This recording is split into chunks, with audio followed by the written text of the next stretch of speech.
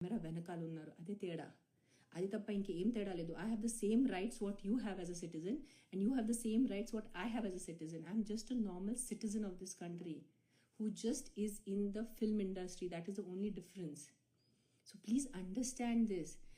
Whenever you pick up your phone and whenever you type, not for me, any celebrity, any politician, when you write bad words, it is not for us. That is what you are. You are a neech rakshas manishi. You are a సంస్కారాలు లేని మనిషి. Because మీకు సంస్కారాలు ఉంటే మీ చేతులు ఇలాంటి దానికి typing చేయరు, అంతే. That is full stop. మీరు ఇంత చెత్త బండ్ బూతులు మీరు పెట్టడానికి ఉంటే, కాశీకి ఒక ఫోటో ఉంది, నేను పెడతాను ఇన్స్టాగ్రామ్లో. రాత్రి రేట్ ఎంత?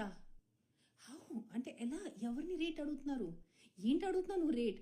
నీకు తినే పరిస్థితి లేదు, నా రేట్ ఏం పడుతావు నువ్వు? నేను కాశీలో మంచి బొట్టు ఉన్నాను, దేవి బట్లులో ఉన్నాను. మామూలుగా అంటే వీళ్ళు కొత్త స్టార్ట్ చేశారు బట్టలు గురించి, పెద్ద డిస్కషన్ స్టార్ట్ చేశారు. నేను అసలు అలాంటి బట్టలు వేసుకోనున్నా. నేను కాశీలో ఫుల్ ఇక్కడి నుంచి కవర్డ్ ఎర్ర బట్టలులో దేవి అమ్మవారు బట్టలులో బొట్టు పెట్టుకుని ఉంటే నీ నైట్ రేట్ ఎంత నాకు అడుగుతున్నారు? ఇది no this is not right. ఇది కరెక్ట్